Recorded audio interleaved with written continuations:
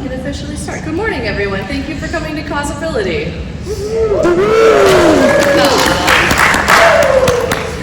So we're going to do kind of, if you were in the last panel, similar structure. We're going to talk about some of our we have some set topics that we're going to discuss, and then we're going to save about 20 or so minutes for Q&A. We do have a microphone that we have a runner who can bring it to you. So if you raise your hand, look for the guy in the bunny hat. There he is. But yeah, gonna jump right in. So we are all members of SHEPROP. It's a really amazing organization for femme, non-binary, and marginalized gendered prop makers, costumers, and cosplayers. We've been around since 2018, and I really love doing panels with SHEPROP, and I've met some really amazing cosplayers through the community. So first things first, if you don't already have your ADA sticker and you need one, you can go and pick that up at Deaf and Disabled Services by Hall A in front of the lobby. There's also a Facebook group for ADA support. I have a PDF that I can email or I can text it to you. It's a really helpful group for figuring out getting around the con, and one of our topics is navigating conventions. So SHEPROP likes to do educational panels that are conversational. Like I said, we love Q&A. So if you are going to have a question, we are set up for that. My panelists are amazing, and I'm going to have them introduce themselves, starting with Mandy. Hi, I'm Mandy Pursley. I'm also known by my cosplay handle, Be the Smart Cosplay. I'm a cosplayer who was born with a limb difference, and I also have some chronic health issues. I have Ehlers-Danlos, and so that kind of affects me in some more invisible ways, in addition to obviously having a physical difference. I think most people recognize me by my Cinderella cosplay that is up there. A couple years ago, I did a version of Cinderella where I gave her a glass arm instead of glass slippers, and that kind of went viral and really opened up a lot of doors for me to be able to kind of share more about, disability and turning this kind of space into art. And gave me the chance to be able to judge some costume contests and kind of be a professional cosplayer, which is pretty cool. And yeah, I'm really excited to chat with you guys today about how to use the parts of us that are unique and kind of make them our strength and make the thing that makes us shine. I don't know how to follow that. Hey, good morning. My name is Christy Lang. I've been cosplaying for about 16 years. I was born with a very rare disease called late Calvé-Perthes syndrome, where the hips don't develop quite the way they're supposed to. I was on crutches for many years as a young child, hoping to correct the issue, but it didn't. So my entire axis is kind of off. My left leg is an inch longer than my right. Everything tilts this way. My belly button's over here. My rib sticks out weird on my left side, which of course leads to body dysmorphia issues growing up. And yeah, cosplaying and being able to just kind of do what I want, create and make and build things as a fabricator and a maker, and being part of the SHEPROP group has been very, very helpful with finding community for myself, and then not realizing that there's a lot of other people who have invisible disabilities that you don't really know about or hear about or see, and no one really talks about it. So we're trying to normalize the conversation and not be pigeonholed into oh, you're in a scooter or a wheelchair and you should just cosplay Professor X or that girl or Oracle rather. And then of course, I'm excited. I've never met these two gals before, so I'm very happy to be hello, fam and community, let's go. And thank you again, Lacey, for having me on here. But yeah, I'm sure we'll discuss more issues with challenges with different disabilities in a bit. But yeah, that's me. Hi, I'm Crystal Rivers. Thank you guys so much for coming out so early. I really appreciate everyone coming out on Saturday for being here. I have a neuroautoimmune disorder, spinal stenosis, osteoarthritis, and EDS. So I've got a lot going on. I'm a regular wheelchair user, and I feel the same way about cosplay. It's hard when people want you to fall into these tropes of what you can and can't play, so I'm kind of here to dispel those. I'm Jessica Mills. I started cosplaying pretty late, only about 8 years ago, and I am dealing, and also my disability started popping up late after a bout of cancer. I'm dealing with chronic fatigue syndrome, joint issues, and then my old standard carpal tunnel acting up again. So yet another invisible disabilities. People don't see it when they look at me, but I like to use myself as an example of everyone is going to experience some sort of disability at some point. It's just a matter of when, and getting over that stigma and dealing with it, because you got it. There's nothing wrong with it. It's just a fact. Oh, and I forgot to disclose, I have a severe chronic hand pain that has made crafting really exciting. And that brings us into our first topic, which is crafting while disabled. So, let's go down to my actual questions. What I'm going to do is I'm going to ask a couple of questions, and I want to have you guys raise your hands if you want to answer, because I have a few that we can pick from, but I want to make sure we each have a chance to share our experiences. So the first question is, what tools or methods do you find make it easier to create and realize your cosplay dreams? Jessica. Partly because carpal tunnel was kind of almost a given for me. It runs in my family, and because of the nature of my career, I'm a hair and makeup artist and also a cosplayer. It was drilled into me from an early time that the proper tools, and sometimes that's viewed as gatekeeping, but it's not so much that, like, you don't need to buy a $3,000 thing or a $300 hairbrush, which does exist, but making sure that the tools you're using don't aggravate what your condition is. So for myself, like, I use an ergonomic dog brush is what I usually use for wigs, because regular hairbrushes make my hands lock up, things like that. And it's there's no shame in trying to find that tool that is the most correct for you. And that's just something I try to impart on people, even disability or not, because if it's something that you're going to be doing for a while, you don't want to break what your body is already by trying to craft. So for me, I think a lot of it is just like there's no wrong way to use a tool. And so a lot of times it's just figuring out, okay, I know that this is how, other people are doing it, but what works for me? And so now I have a prosthetic, which is awesome, and this helps out with a lot of my fine motor skills in ways that I wasn't using it before. But before that, I would just use my body in creative ways. Like, I use my toes for things. Like, I'd put grommets in, I'd be holding it with my toes and hammering it down, and you just kind of got to figure out those ways to do it. I use my elbow for things. I had a friend, actually, she was having problems with her hands, and she was like, I take that back. She had problems with her feet, and she was trying to figure out how to use the sewing machine pedal because it was like causing pain. And she's like, I figured out I could just put it up on the table and use my elbow to do the foot pedal. And so sometimes it's just using your creativity to be like, how do I make this work for me? And there's no wrong way to do that. Anyone else want to go? I have another question if we're good on that topic. Okay, awesome. Do you modify patterns or use specific materials to make it easier to create? I make my own patterns, and they're not great because they're for me, so I don't technically share them unless there's something universal, like a hood, for example. I have this side business, side kicks, hoods, I call them, and I try to incorporate them in a lot of my costumes, but there is no mannequin or dress form or anything out there that is my body or everyone else probably in this room. So sometimes, yeah, you have to alter existing patterns and you have to make them for you. So, I mean, I've opened up packages of patterns before and I'm just like, this is math. Math and this Gemini don't go well together.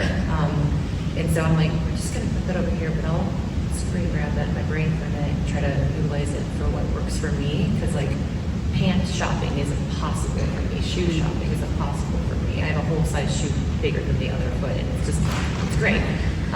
But then, because I know my body and I make things for myself, when I have to go in and have a conversation with it, or like making a custom corsets or things, I have to be like, I need this kind of a little bigger on this side. I tilt this way, so this has to come up weird on this side, and they have to make things, they have to now make their own patterns based off of my body. But yeah, I mean, it's tricky, but you know, if you get around it, you make it work, you do it. No one has to see what's underneath my seams. It's not pretty, The outside looks great. But I think the cool thing about cosplay is that like when we're learning to create these things, we get to create them for us. Like we're not buying a thing off the rack and being like, this doesn't fit. Like this was made for my body. And so like my arms are different sizes because obviously I've had a whole lifetime of using this hand more. So I usually make the sleeve pattern on this size. It's a size or two smaller, but you know, it looks right when it's all together because I made it for me. Who's gonna know? Yeah, who's gonna know? Nobody's gonna know. Who's gonna know? Kristen. I have to be gentle and more forgiving with myself. I used to hand stitch and make everything, and I just physically can't do that anymore. Sit for hours and do it. So I've actually ended up having to buy a lot of pieces, and then they don't fit our body type. Well, you know, you have to let it out and still make some adjustments and fix it. But yeah, so I've had to forgive myself for not being able to do the stitching and do the patterns I used to love. Yeah, that actually. Oh, And I just want to say, like, not necessarily materials, but like tools. If you can, if you're able to, I buy multiples a lot because I'm also spicy. So using like, if I'm doing like a braided wig, I will have 2 hairbrushes, one on each side. So it's like an ergonomic thing. I don't have to keep reaching around. And also, I'm gonna put that hairbrush down somewhere, very safe, and forget about it. Jess and I put together, we're both working hair and makeup artists and cosplayers, so it's very fun at home. Yep.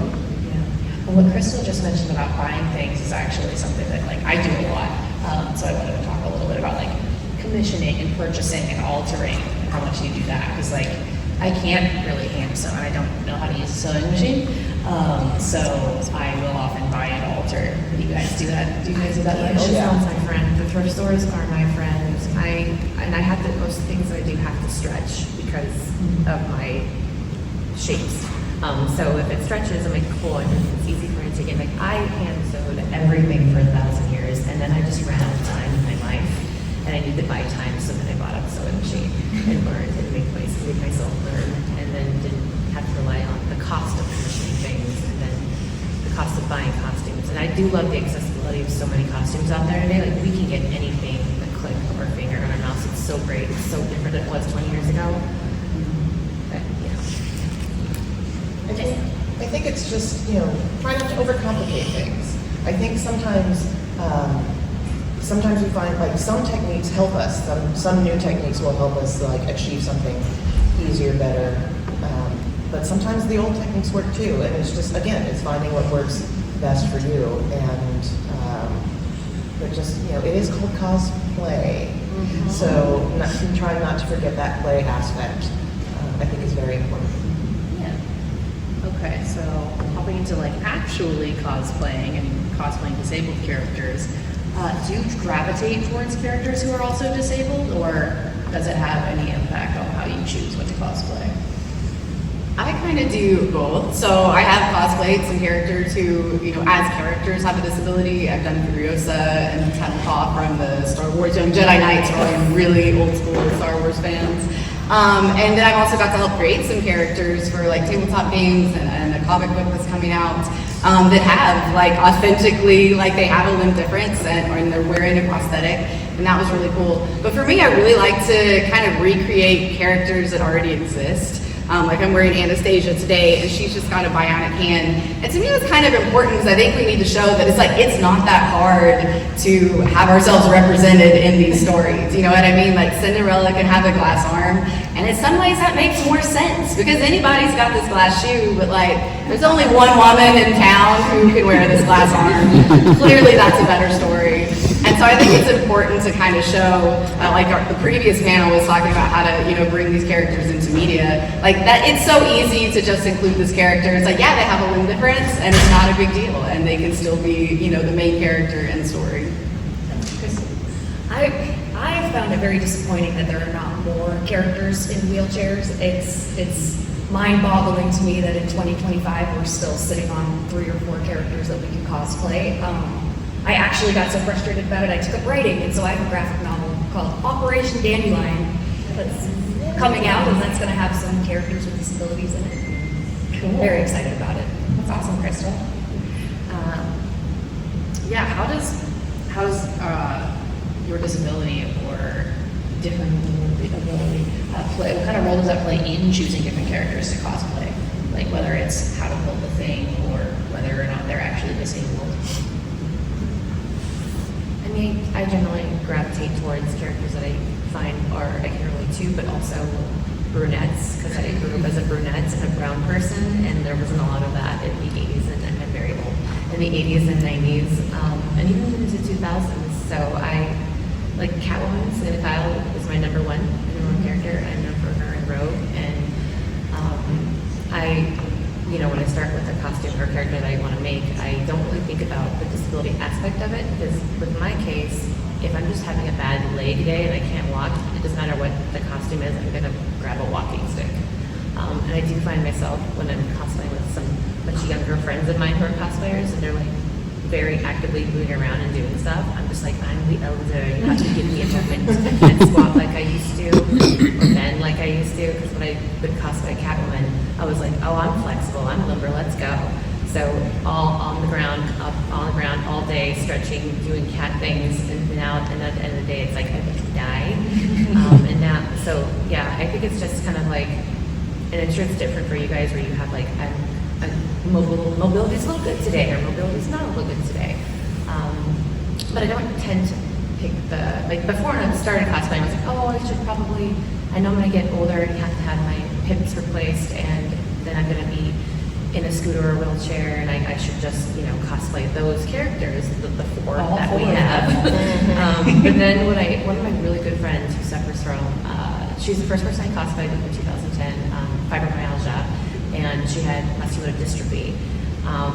She was in a little scooter, and she was like, we're going to do the Lantern Corps from DC, and I'm like, oh, that's awesome, that's cool. And she's done the Oracle and like the disabled characters, but seeing her just in a regular character costume, in her scooter, walking, like strolling around, and be able to stand up for photos when she could, it was like really aspiring and inspiring and very cool to me.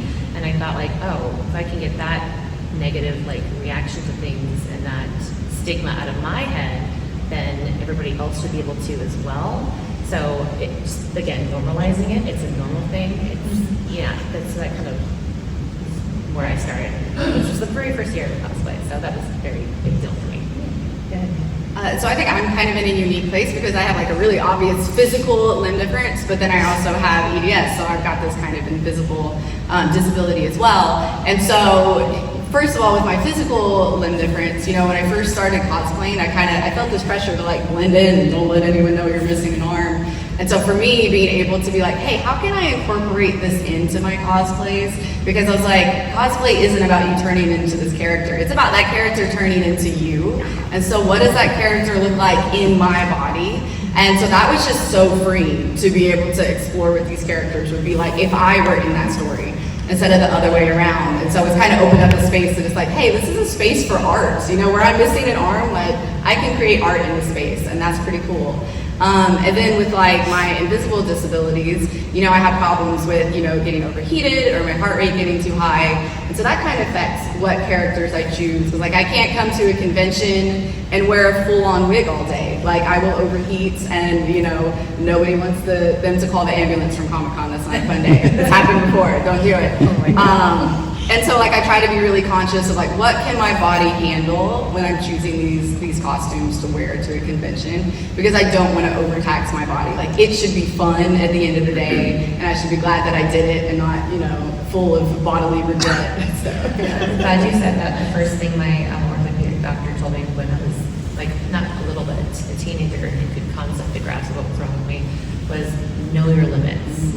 So that affects making what your cosplay is going to be, and then you're out too long during the day, you're like, hey, I gotta sit down and make sure you vocalize things like that. Oh yeah, like yesterday, everywhere we went, I'm like, is there a chair? Can I sit down? Like, what? I just need to rest.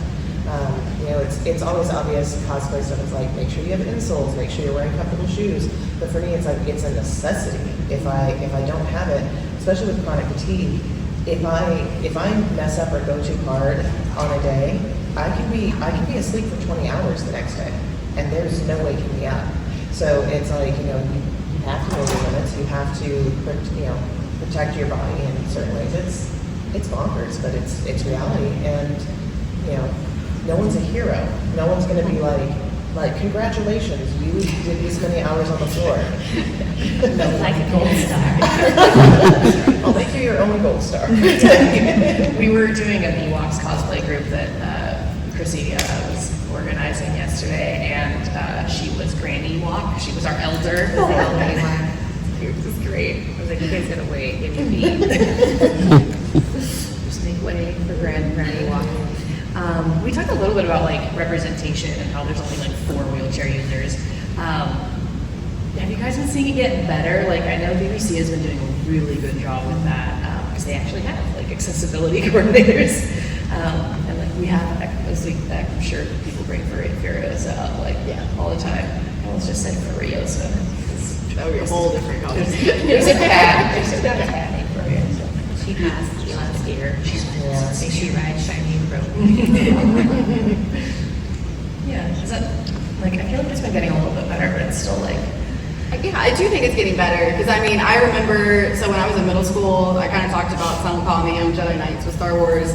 That was the first character I'd even read in a book that had any kind of like limb loss or limb difference, and I was like, whoa, like this, it just blew my mind that a character could be represented in a positive way, not like, oh, the villain and that kind of thing. And I think that we are seeing it's better. We still have a really long way to go, obviously, but we are getting more characters, we're getting more authentic actors in those roles, which I think is important, and we just gotta keep pushing that because we need more of it. I honestly think commercially, no, we haven't really been improving as much. I mean, with Doctor Who in the UK, that's great. 14% of disabilities they cast over there. We are at less than 2% in the US. And of that 2%, it's 50% go to able-bodied actors performing those roles. So we really have a long way to go. But I feel like for me as an actor in the independent film space, they're starting to be more open-minded, and it's getting these indie producers on board. Like I have a movie coming out called Reunion at the end of the year. Soft plug. And that was just, I went to a table read, and it wasn't about me being in a wheelchair. They just happened to be like, hey, now the character's in a wheelchair, and that's how I ended up getting that role. But they had never thought of it that way. So I think it's just getting to these independent producers and changing their minds, and it puts a lot on the performers, it puts a lot on us, but it's kind of part of our responsibility to become visible. I mean, it's an evolution. Not that long ago, you were shunned and locked away because you looked and spoke and mentally weren't there, or you physically had issues. And They were still sterilizing them until the 1970s in some states that were disabled, so we have a long way to go. Sorry. I was just thinking about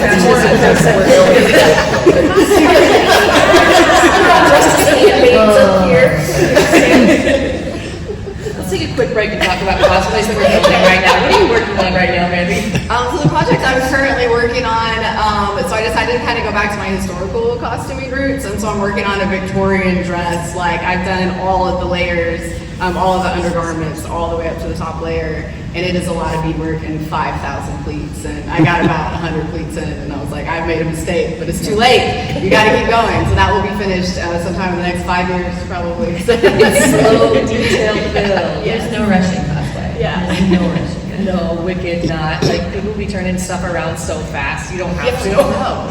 And I think there's a lot of pressure because sometimes, when you're not able-bodied, you see all these people just whipping out cosplay after cosplay, and it's like, you don't have to be that way. You do it in a way that's fun, and if that takes longer, like, that is awesome. Most of my builds can take months or even a year or longer for my really complicated ones. So it's like, take the time, make it fun, don't overdo yourself.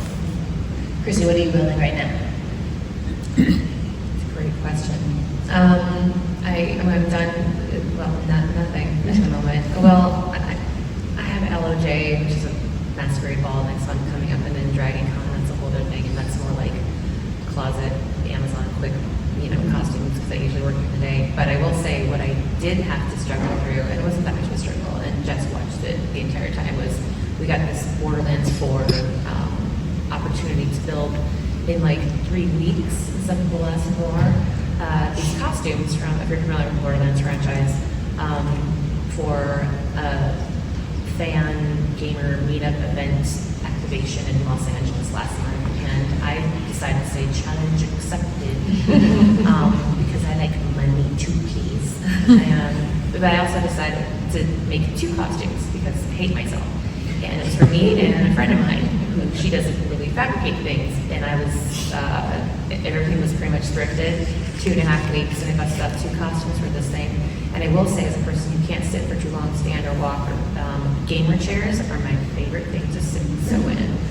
I've tried a plethora of different chairs, and I alternate my getting up, walking outside, standing, and using barge and glue and foam, and then stepping back inside and sitting and doing that. And usually when I find a job that I can do that and allows me to do that, because I need to eat and live too, it's always a blessing. So I know not everybody gets that opportunity where they are able to sit, where jobs can be accommodating. So that was really fun, and I'm glad that's done and over with. And now this costume is just sitting at home doing nothing. But everything else breathes for the rest of the year out until I start making my wasteland weekend stuff, and that's where my passion really comes in. Crystal and then Jess, I want to know what you guys are working on. So I have a little obsession with a thrift store called That's a Wrap in Burbank.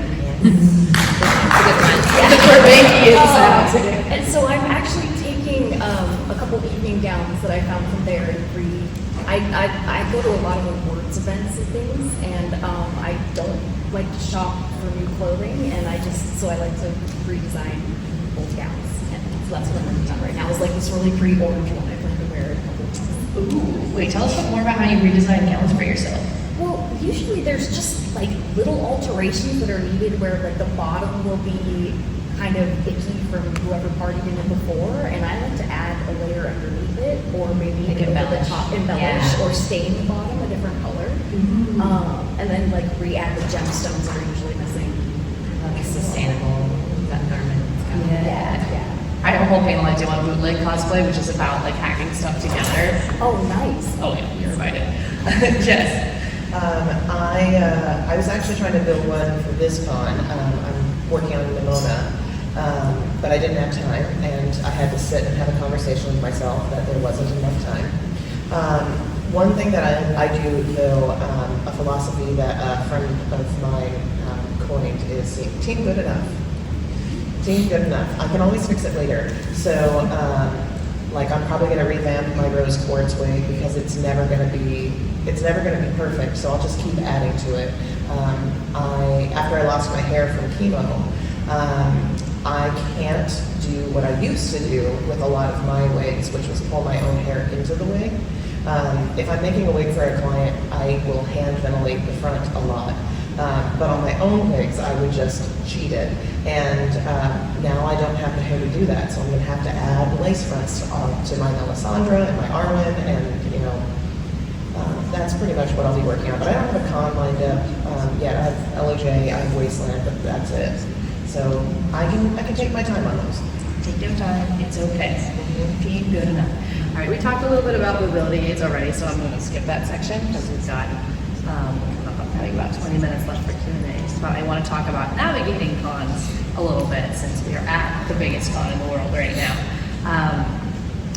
What kind of, I don't want to start with like a negative question, I want to start with like what are the problems you run into? What have you found some cons do that is helpful for navigating a con? Like for example, SDCC does have like the sticker that if you are disabled, they have like for example, you can sit for certain lines. You're still waiting in line, but you're not standing for hours on end. Honestly, I travel country, I can say international and 2 different conventions, and the amount of staff that San Diego has is more than I've ever seen any other convention. Like there's a black and yellow shirt person out there somewhere, and oftentimes they have answers, and you can always stop them and ask them for like places that are accommodating for your needs or anything like how do I get to this place or whatever. And they're mostly all on the same page. I will say that for some weird reason, the LA Convention Center, they're not all on the same page there. I'm just going to stop right there and not say anything more about that because I run that cosplay contest. But anyway, Yeah, and I think the maps that they have outside and the list of like, and again, I'm reading is great. It's all words to me at the end of the day, but I get scrambled in my brain sometimes. But their signage I think is pretty good. I like that. I love that the ADA like sticker and the accessibility needs is in Hall A in the very front, in the very beginning, right when you start to go in, and they actually have it blocked off too. So there's no through traffic going in there, and they have seating in there. They still have seating in there, Jess? I sat there this morning. Yeah, so they have spaces, and you know, there's the fact that they work with the ballrooms for different hotels. There's places to like sit. It's just hard when you're on the convention floor. Yeah. Like, I know when you are, and I think you'll know this better. If you are in a mobility device, like they have separate. Do they have separate lanes, or it just depends on the? No, I think it depends on whatever you're going to pick up or do. Because I've seen it a few times. Yes, they could be better. They're accommodating 150,000 people. But I guarantee you, a lot of that number is, you know, folks who need that ADA compliance to some degree. But yeah, I think having staff and people to talk to, because you don't want to walk 20 feet or 30 feet because you maybe can't ask a question, is kind of important. Yeah, I just want to reiterate that, like, well-informed staff. That's it. And I think sometimes, I think in the past it's been an afterthought, like, oh, like, who's going to ask that question? And it's becoming more apparent that, like, again, as people, like, reduce the stigma and go, oh, like, Lacey's the one who told me about the sticker. Because I didn't even think about the fact that I would need it. And I'm like, oh, I can't go to this con. It's just such a struggle. And Lacey's like, you know, there's accommodations. And I'm like, oh. Dragon Con has it too. Oh, and they're pretty good too. Yeah. More and more cons are having it. It varies a little bit what they can offer based on like staff and knowledge. I do appreciate that they have ADA lines separated now. I think there's always more that can be done, but and I do love the "You Are Here" stickers on those maps because that really helps my neurodivergent brain process. But there's always more that can be done. Oh yes. And I think it's interesting that like most of the things that would help people who have accessibility needs are really good for everyone. I mean, places to sit down, quiet places to go, away from the crowd, having ramps and elevator access. All those things benefit everyone, and I think really we should be advocating for the con to be as accessible as possible because everyone needs that. Agreed. I don't know if this convention does it, but I've been to Emerald City up in Seattle 2 times now, and they have a quiet room upstairs specifically for anxiety, anybody who has panic Lobby A attacks. has one. Lobby A has Lobby one. A. Oh, great. Awesome. And I'm like, that is the dream. Thank you. Amazing. Geek Girl Con in Seattle has that too. It was the first con I encountered that had that in like 2015. Yay, Seattle! Okay. I'm going to ask one more question and then we'll be ready for audience Q&A. So, I'm trying to pick a good one. Do you have like No pressure there? I couldn't hear you. What? I said no pressure. No pressure, no rush. Yeah, good one. Just get it to us in 5 years. It's fine. Let's skip over to allyship. So, what if somebody wants to be a good ally for their cosplaying friends who might be navigating con while disabled, keep in mind or try to do for their friends?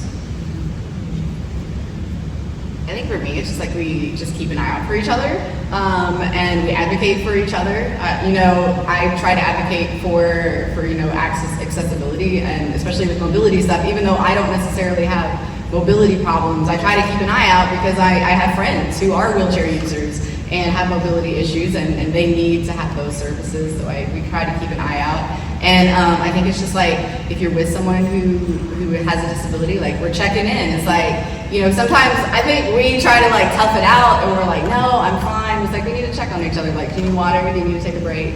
And then let that person take the lead because they know their body better than you. We check on each other, but we let the person with disability take the lead on how they want to handle life. I think as a person who organizes large cosplay groups, because I'm ambitious, and I think like 18 people, 10 people, it hasn't been that big a long time, but when I do start to coordinate my friends joining our group and you take into consideration what kind of needs do you have, what's your skill set, are you not able to sew things, do you need a panel to go to, to, or is there a signing you want to go to? But then including in the, cool, are you able to photograph for an hour with some photographers outside? Are you able to, like, do you need a place that you need to sit and take breaks? You can totally do that, but also adding that into the, what are your needs is something I think I know I can do a little bit better. Most of the people that I cosplay with, I already know what their needs are.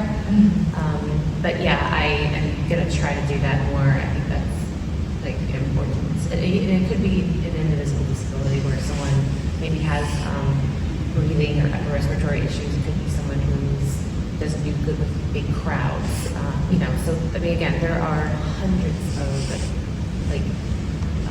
syndromes and diseases and disabilities and disorders that we have to consistently be mindful of and considerate of. And also, I like to do my research sometimes. Like, Jess has, if it's okay, severe ADHD, and I'm somewhere in that line too, as she likes to point out every once in a while. I'm like, no, I'm not perfect. While I'm hyperfixating on something at home. Yeah, just kind of like being aware and making it okay for everybody. And setting up the expectations too, and over-communicating. Because if you don't say your needs, no one's gonna know. I wish we could read each other's minds, but we're not there yet, and I'm not gonna get a chip in my brain. Thank you. I think as far as allyship goes, the best thing that you can do if you're with someone with a disability is just say, I'm here if you need help, let me know. I feel like that's the biggest thing, because we know our bodies the best, and we know when we need help, and sometimes I'm going to be a little stubborn and I won't let people push my chair, but if I'm going over cobblestone, sure, you can push me. And that's another thing, don't touch people's chairs without their permission. Yeah. It's body autonomy. Don't even reach for it. Yeah, that's just a little PSA I'll put out there. Yeah, it's just, basic consideration of consent and asking. Don't assume. People will be like, oh, well, you can't do this, you can't join this group because you won't be able. Don't do that. Like, ask the person. They may only join for a little bit. They may, they may be like, no, I can stand up for that. Like, they might be ambulatory, wheelchair. You just ask. Yeah. Shout out to the person in our cosplay group yesterday that was like, has everyone had water? Did you just have caffeine? And then made us all pull over to a snack stand and we all got water. So I'm usually the mom in our group. I'm like, okay, I got no snacks, I got no water, like I'm gonna get hydrated. Yeah. So we're gonna move into Q&A. So I do have a PDF of this available if you want the links. Riker is our mic runner, so if you have a question, just raise your hand and he will bring it over to you. Bob, you first, Bob Belcher. I actually have to run. Okay, so you guys talked about a couple things you'd overcome with making the cosplays, but what are some, as a disabled cosplayer, challenges at cons? It could be one of your favorite challenges, and how did you overcome them? Like in navigating cons? Yeah, whether it's, just whatever it means to you, I guess. Like the hardest part of a con might be just like. Oh, I have a small story. Coming out of the pandemic, the first con that I went to after the pandemic, I had no idea how overstimulated I was going to be again. And I just had to take one item off. It was like, because we were still masked then too, so it was like the mask and the wig and the clothes and everything else. And it's just, I always like to check in with myself before I leave the room. Like, am I okay? Like, am I lying to myself? Just check in. Sound. Oh my gosh, it's so loud. The Her Universe fashion show is always amazing, but it is also always so loud that I get really overstimulated, even with like noise canceling earbuds. I had a bit of an issue the other day where I was lining up for a wristband for Hall H, and they sent us all the way to the other side of like near the pier where the water is, and then when we got there, they were like, no, it's not accessible over here. You need to go back over to Hall H and wait outside a different line. And so when I got over to that other line, there were a couple people that had been sent the wrong direction with me, and that's like a quarter mile. If I were in my manual chair, I wouldn't be able to do it. And we just went to the front and strongly advocated for ourselves that we were sent to the wrong place. It's not okay that we just had to do this trek to come back, and now we're at the end of the line where we may not get anything. Yeah. And I got a wristband and she didn't. And it broke my heart. And so that was an issue that like I was like, I gotta say something at some point because that was so unfair and so I still, just putting it out there, I feel really bad for her. And I hope she still had a good experience. If I can add that real quick with cosplay, sometimes it's like just letting the little details go.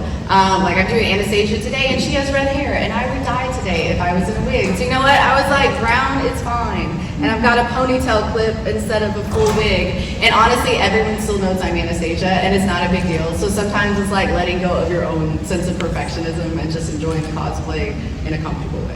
Jean, good enough.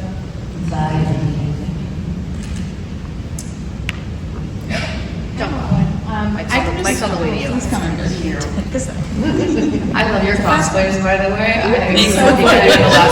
This is like the epitome of like good enough. And like also like ripped closet cosplay. It's so good enough.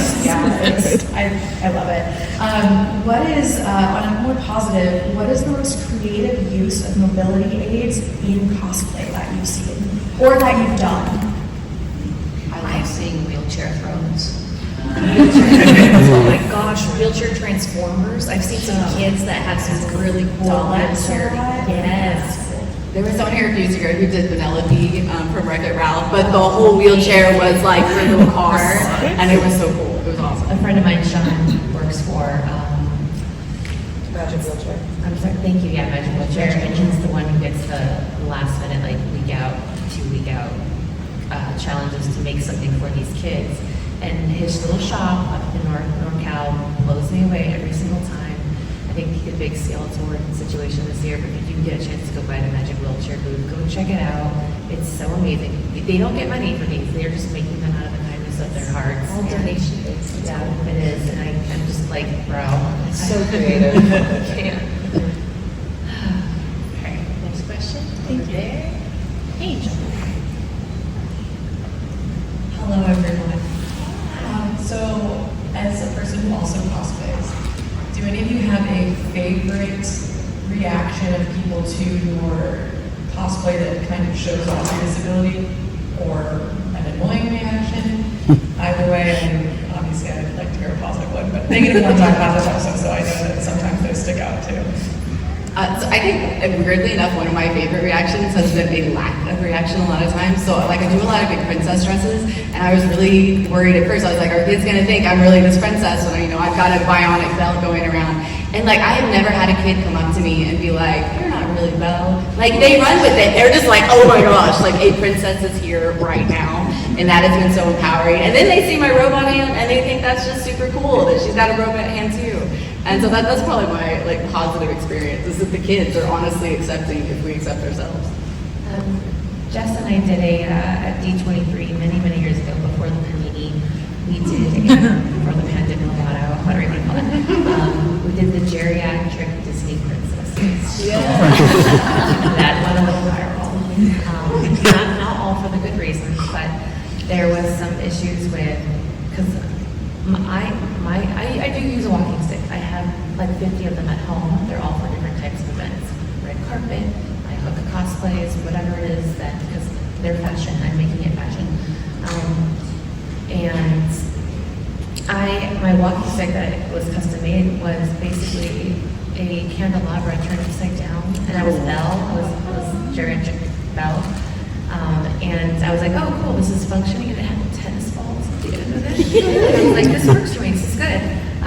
And then we had a couple gals in wheelchairs, and then like Ariel was in a walker, or no, Snow White, I think was in a walker. And she had a martini glass in one hand, it was great. But we got some flack for that posting on social media after the fact that we were making fun of, making light of folks with disabilities. And I, being at the time the most prominent disabled person in the group, was like, hi, I'm okay with all of these things that we did, and I'm comfortable there, and I'm sorry you're not comfortable with that, but a lot of us in this group did have some minor little issues that were invisible anyways. So for me, that blew up in a very good, fun, positive way, but then also having to go back and deal with like having to explain why it's okay. And honestly, some of the people who complained didn't have disabilities. They were just over advocating for those with disabilities. So it's kind of like, This is our club. It opened good conversations. It Yeah. truly did. And, we weren't perfect. There was, our Ariel, we did whiteout lenses for her because the concept was, if fish has been out longer that long, those eyes last. And we did have to reckon with like, oh, maybe that was perhaps a step too far. But it opened good conversations. Because, I needed to be in a wheelchair that weekend. I was in so much pain. But it also really opens up like how many people who felt like, oh well, you just walked into the con, you didn't have to go through what people who are in wheelchairs all of the time sometimes get like, oh well, why are you in that? Why are you bringing that in or sneaking things in? Like what is that? Like it opens those conversations that need to be had.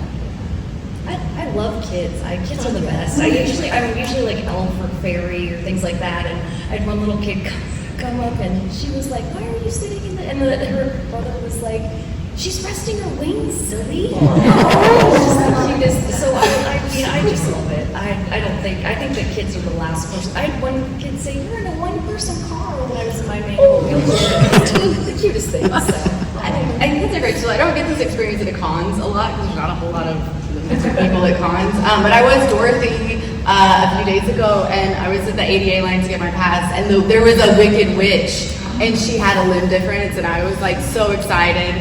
And I get to do some other. I was actually with Angel a few weeks ago at the Lucky Finn Project, and it's full of kids with limb differences. And like all these kids are coming up. I'm dressed up as a princess, and like the kids are coming up, and they're like, "Oh my gosh, like it's a princess that looks like me." And I think just being able to provide that for them is just an honor, honestly. All right, we have time for a couple more questions. So I've got in the black, and then we'll go to you in the red after that. I think that'll probably take us right to our end time. Awesome. Thank you so much. Thank you. I am from Oregon. I have, my job is as a services coordinator for people with intellectual and developmental disabilities. My clients are super excited that I'm here and they all want to see pictures.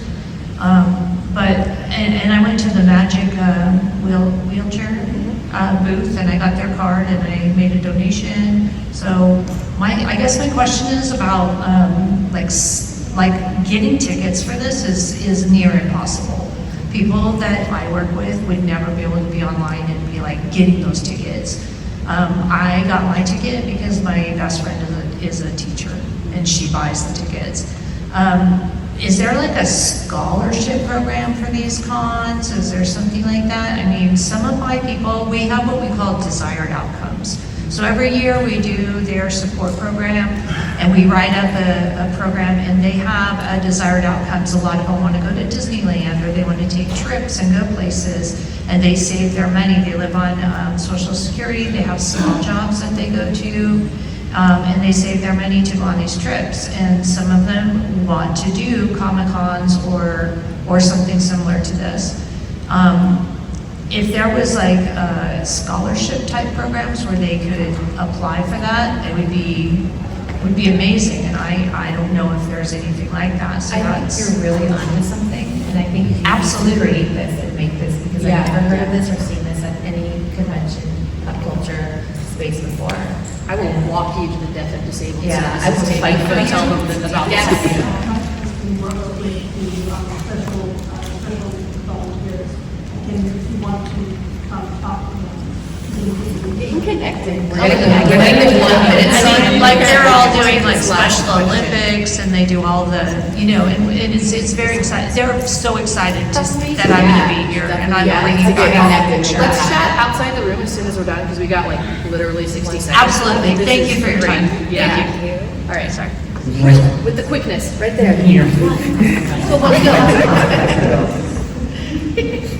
Hi, I totally agree how there's not enough wheelchair characters. I can't tell you how many times people are like, oh, you should dress as Professor Xavier. It's like, I want to dress as a ball man. You're a wheelchair guy. What gives you the inspiration to do like the wheelchair costumes? Like, how do you guys find creations to do that? Because it's so hard to find different ways of that.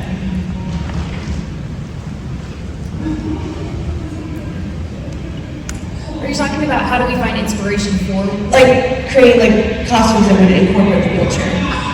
I I still haven't found a great way to do that yet because I get like a hula hoop and I think I'm going to build something that connects to the hula hoop and inevitably I can't balance it on my chair while I'm wheeling. So I've been struggling to come up with like a great pattern or like setup with my chair.